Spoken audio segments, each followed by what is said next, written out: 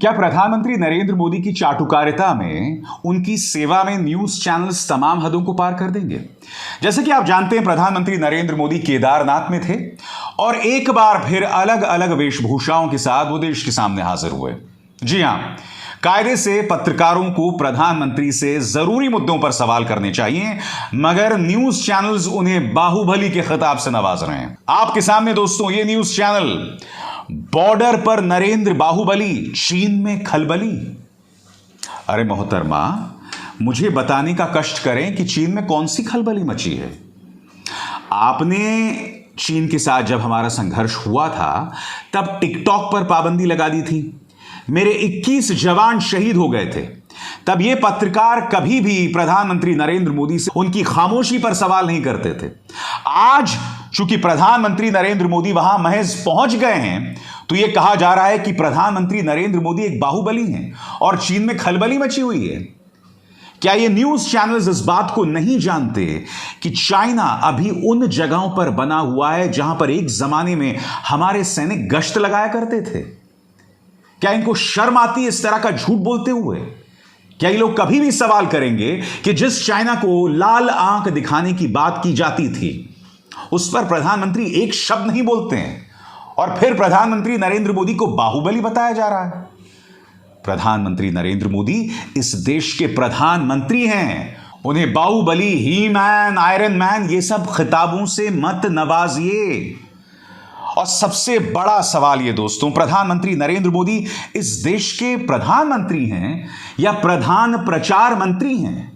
स्वतंत्र और आजाद पत्रकारिता का समर्थन कीजिए, सच में मेरा साथी बनिए। बहुत आसान है दोस्तों, इस ज्वाइन बटन को दबाइए और आपके सामने आएंगे ये 3 विकल्प, इनमें से एक चुनिए और सच के इस सफर में मेरा साथी बनिए। कांग्रेस ने भी प्रधानमंत्री नरेंद्र मोदी की केदारनाथ यात्रा पर कड़ी टिप्पणी की है। उन्होंने इस बात पर आपत्ति दर्ज की है कि प्रधानमंत्री नरेंद्र मोदी एक धार्मिक आयोजन का इस्तेमाल अपनी पार्टी के चुनावी प्रचार के लिए कर रहे हैं। आपके स्क्रीन पर सुप्रिया श्रीनेत का यह बयान, जिसमें वो कह रही हैं, 3 कैमरा वालों के साथ प्रधानमंत्री ने बाबा केदारनाथ के दर्शन किए, 3 कैमरा वालों ने मोदी जी के दर्शन किए।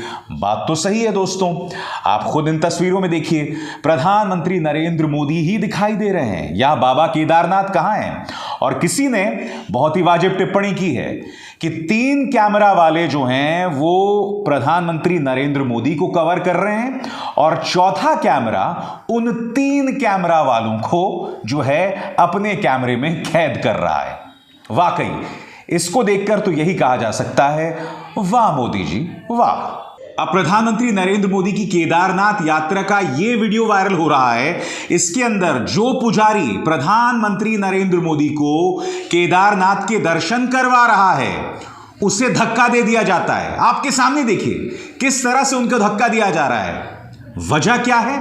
ताकि प्रधानमंत्री नरेंद्र मोदी और कैमरे के बीच कोई नहीं आए।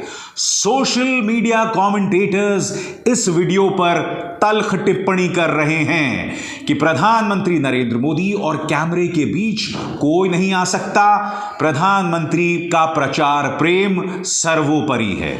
पिछले कुछ दिनों से मैं देख रहा हूं दोस्तों कि गुजरात के अंदर पहली बात तो चुनाव आचार संहिता की घोषणा नहीं हुई। हिमाचल प्रदेश में हो गई है। प्रधानमंत्री एक के बाद एक वहां उद्घाटन कर रहे हैं, उसकी ढेरों तस्वीरें आपके सामने आई हैं। जिन मंचों का इस्तेमाल राजनीति के लिए नहीं किया जाना चाहिए था, वहां पर भी खुलकर राजनीति हो रही है।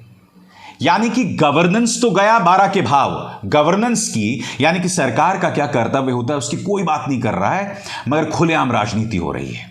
और मीडिया किस तरह से सेवा कर रहा है, एक मिसाल मैं आपको दे चुका हूं, अब एक दूसरी मिसाल आपके सामने। सनातन आस्था का अमृतकाल। मैं इन न्यूज चैनल से पूछना चाहता हूं, सनातन आस्था का अमृतकाल, प्रधानमंत्री जो जाते हैं, जो पूरा आयोजन होता है, ये जो पूरा आयोजन होता है, इसका पैसा कहां से आता है मुझे बताइए ना। क्या प्रधानमंत्री नरेंद्र मोदी अपना निजी पैसा खर्च करके यहां जा रहे हैं और सनातन आस्था को आसमान तक पहुंचा रहे हैं? नहीं ना। प्रधानमंत्री नरेंद्र मोदी यहां टैक्स पेयर्स के पैसे से जा रहे हैं।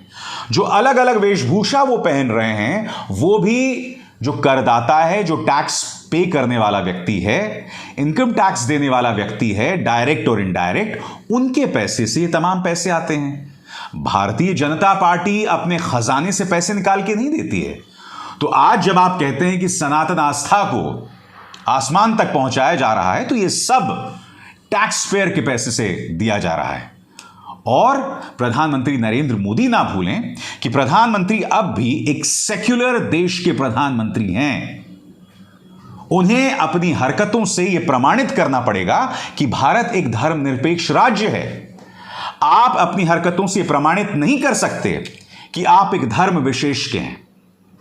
आप इस पूरे भारत के हैं, हम सब के हैं, जिसमें हिंदू भी है, मुसलमान भी है, सिख भी है, ईसाई भी है।